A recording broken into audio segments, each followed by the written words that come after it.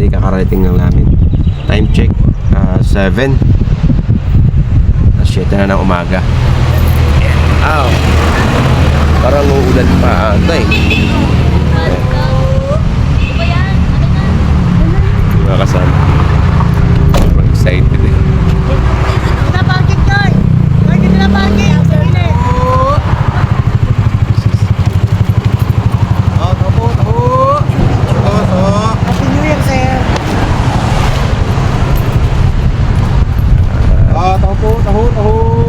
Siyempre, ano pa bang gagawin natin? Susulitin natin yung bakasyon. Ayan, ating mga kasama. Oy, kaway kayo. Ay, ano yung tahok mo kuya? Ano lang sir, aplin po. Walang ano, yung plate. Wala po, di pa ako nakagawa kahapon. Sige.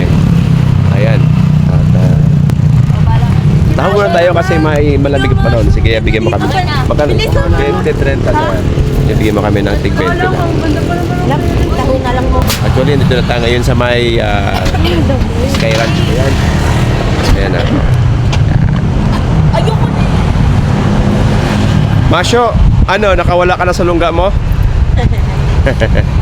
Okay na kaya? Kahit tayo ng taho. Kasi ang sarap ng taho. Ayan, lalo na malamig ang panahon. At nakapark na tayo dito. Dahil maaga. Ha? Free? Okay, ano?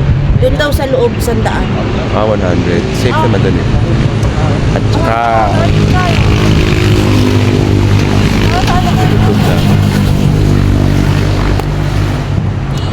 ngayon, mag-iikot tayo maghapon. Yun ang gagawin natin. Kunin nyo na. Nak! Main ka ba? Malamig eh. Sana mainit. Ito nyo, okay. Good ka.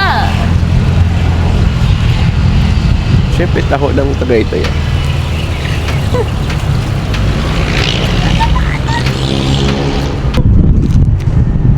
Mukhang may nakalagay dito, makasaysayang ano. Puntahan nga natin at basahin natin kung ano itong nakalagay dito.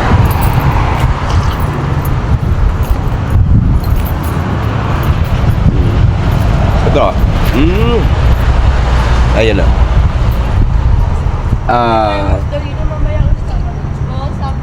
Abay. Makasaysayang ano to. Itong lugar na to. Itong historical.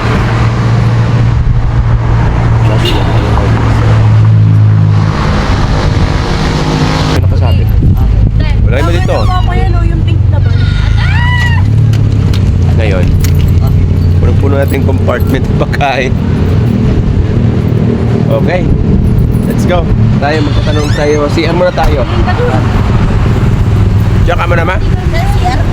Yun ang tanongan kay ate. Tanong mo muna bago ako.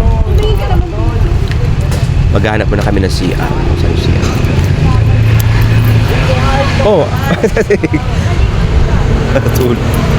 Ate, saan CR dito? CR. Saan doon papasir yung City Hall? Meron doon. Libre. Libre. Sa baba dama. Ano po, open yung City Hall, dyan sila nagsiya. Okay. So, bukas ang ano, ang City Hall sa gustong mag-CR. Tara na, sa baba tayo. CR muna tayo. Hindi, Sa espasol dito kasi Ay, alam mo, dito. nakita kita sa vlog ko eh. Opo. Ay, naman ako. Photographer ako. Ano ba, yung motovlog. Opo, yung Nakamuko. Napanood kita eh. Nagtanong pa nga siya, bakit may ganun kamay. Anong tawag niya? Wearing heads po. Yun oh. Wearing heads po ng taga. yung malaking kamay dito. Ayan na. Kaso lang, merong ano eh, merong Christmas takip. tree. May Christmas tree. Kasi, syempre, decorate nila ngayon. Kaya, tara, CR muna tayo. Mga veterans sa mga Tara muna, mag-CR muna. Yung dito. Sige, mamaya. Ay, Lagi nga sir sa pader, puro may mga sulat ng pangalan ng mga ano. Yan. Talaga. Sige. Suriin natin mamaya. Doon lang kayo? Ipasyal ko muna kayo sa City Hall ng Tagaytay. Thank you, te. Lakad muna kami. Ayan. ganito kami. Asyal. Yung bahay ng jeep kayo. Saan? Yan o. Yung dayo lang yung yan o. Vlogger? Oh, yung ano. May bahay siya. Ulit, no? Andito yung vlogger. Yung sasakyan na may bahay. Dala-dala niya.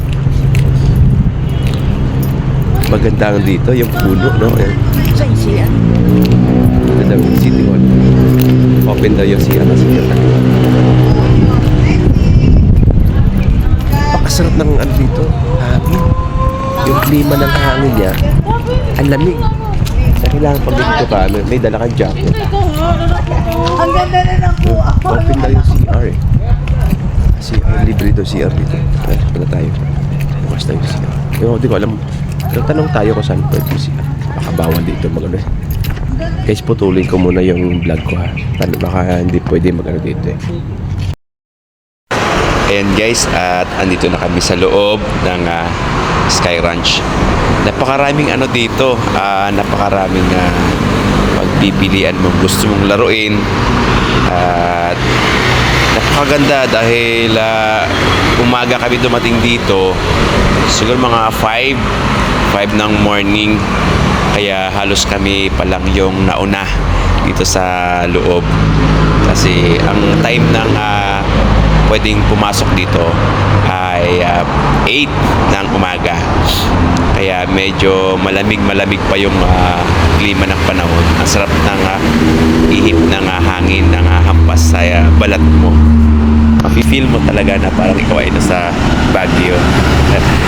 At syempre dahil pagkakataon natin makalayo muna sa ating crowded na lugar, dito muna tayo, pasyal muna tayo dito sa ating pasyalan dito sa Tagaytay. At actually marami na akong beses na pumunta dito dahil ngayon lang kami nakaraang taon kasi napakaraming tao nung dumating kami, kaya ngayon maaga kami dumating ngayon ay napakagandang timing na oras ng aming pagdating at halos kami yung nauna. Pumila agad kami. Siyempre magagawa namin yung gusto kung anong sasakyan namin, anong lalaruin namin kasi marami dito pagpilian talaga. Ang aming entrance fee, nagbayad ako ng 1,000 halos kasi 5 kami, so 200 yung isa, pero okay lang. Siyempre susulitin natin ito, iikutin natin itong loob ng Sky Ranch at minsan lang naman ito mangyari sa ating buhay sa loob ng isang taon. At siguro ewan ko kung masundan pa ito, no? Sana kung luluobin ng Diyos ay sana masundan pa at marami pa tayong may explore na mga napakagandang pasyalan dito sa Pilipinas. Kaya kung malapit ka lang, kung taga Manila ka, at pwede naman 2 hours, mabilis na yon. Kami kasi kanina umalis sa Maynila ay siguro mga 4 a.m. 5 kami umalis sa Maynila, nakarating kami na 7 na. So hindi naman ako ganun kasi mabilis magpatakbo, dahan-dahan na. At pagka nandito ka na sa loob ng Sky Ranch, mafe-feel mo talaga yung relax at makakalimutan mo yung problema, guys. Siyempre pagkakataon mo to. At syempre, pagmasdan mo yung paligid, yung mga overlooking, na napakasarap sa pakiramdam at sa kalooban mo, na parang naalis ka sa mga bagay na maraming problema. Dapat tayo ganun, ay sadbigan rin natin yung ating buhay, yung ating katawan. Kailangan yan para ma-reset din yung ating isip, yung ating katawan. Dagdag din yung lakas at may pakinabang po yan sa ating mga kabayan at saka ang kagandahan dito ay makapag-exercise tayo dahil makikita natin yung mga tao, no? Iba-ibang lugar na pinanggalingan, kaya sarap sa feeling. At syempre ay pagkakataon na nandito tayo, susulitin natin yan dahil talagang may enjoy ka. At syempre mamaya ay paghahanap mo tayo ng matutuluyan or makapagpahinga tayo ng maayos.